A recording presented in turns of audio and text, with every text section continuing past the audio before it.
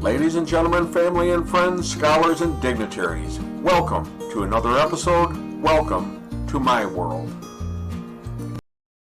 Hello, friends. So recently, an exorcist, a priest that's charged with expelling demons from possessed men, women, and children, spoke about a phenomenon he is witnessing. Notice I didn't say it was a new phenomena, but yes, it has been one that I think has been happening unnoticed for quite a while. In fact, when I started to research this, I saw that others have reported on this too. He was part of a church team that has been called in to exorcise demons from at least 100 homes. And the team also has been called in where there were findings in schools and, yes, even churches. They found one home in particular that was infested with a wide variety of evil spirits, sort of like rodents and vermin, and how they multiply when given a chance. In fact, one of the team members, who is a very gifted person in being spiritually sensitive, can even tell where the demons are located and what kind of evil spirits they are. So this exorcist said that after scores of these exorcisms, they made three primary observations. They found particular patterns for these evil spirits. First, and the most shocking pattern, is that we have to be careful of what we watch on television.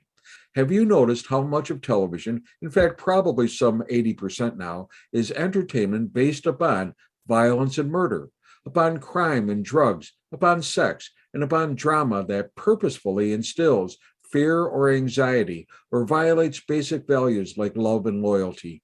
In fact, so much of television ridicules the family and destroys the principle of a healthy family life, even to the extent that you don't see healthy, functional families anymore in television, just dysfunctional adults who are self centered, impulsive, emotional, and who are mostly poor role models to emulate.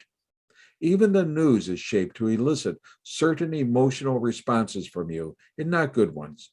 And the superheroes of today kill and maim in the name of good, unlike the heroes we had so many years ago. I've spoken about the toxicity of television in Hollywood before. The medium of television and the messages and agenda of Hollywood are, again, very noxious to the human spirit.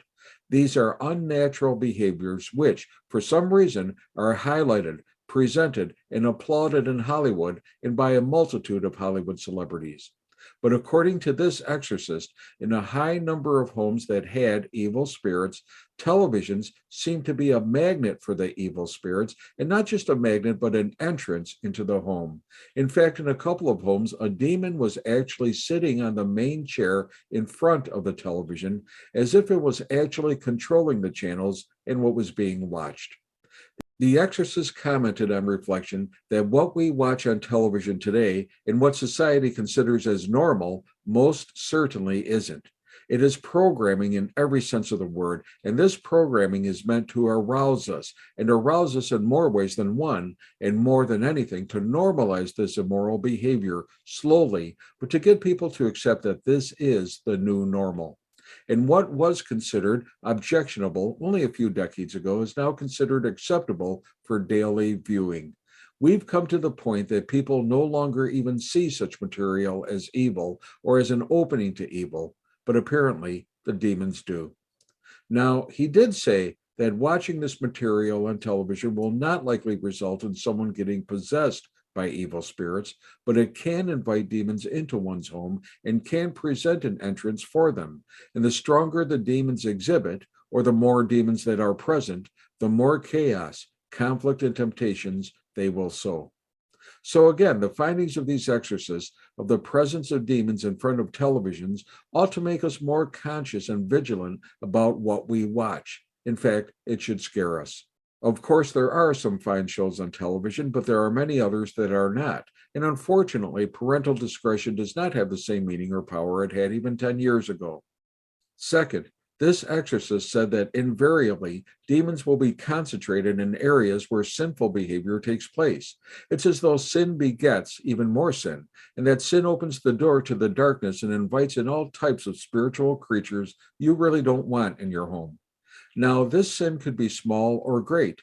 It can be any of the seven deadly sins: greed, lust, pride, envy, and sloth, or any of the ways it's expressed, such as through pornography or stealing, or by drinking, drugging, or gambling, or even by being lazy and not fulfilling your responsibilities.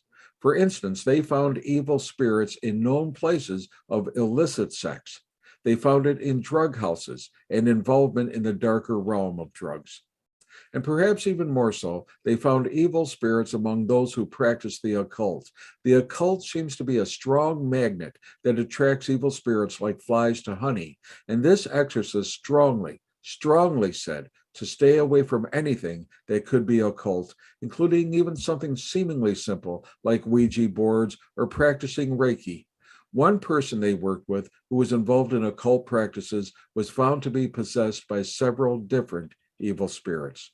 And interestingly, they found that evil spirits need to be invited in to be able to enter. So the recommendation here was to be sure not to do anything that could invite them in, either through curses, agreements, immoral and illegal activity, or especially anything to do with the occult. And third, the exorcist strongly recommended that instead of doing things that put us at risk of inviting demons into our house or upon our families, we do the opposite and put up a shield that keeps them out, a force field that makes it impossible for them to break through. The Catholic Church is quite good in suggesting how to do this. First, you pray. Pray as a family and follow religious practices such as going to church and fasting. Second, keep sacred objects in your home, such as the Bible, holy water, statues or pictures of Jesus or of his mother or of the saints. And third, keep the faith. Miracles do happen based upon our faith and the extent of the practice of our faith. So, for instance, rather than opening the door to demons by watching degrading shows on television, recite the family rosary instead. Pray as a family. This really invites into our homes the Blessed Virgin and her beautiful angels, and she is the scourge of the demons. If you consecrate your home and your family to her, the demons will flee in despair. Hey, be safe, be well, work to stay free from the darker spirits, and may God bless.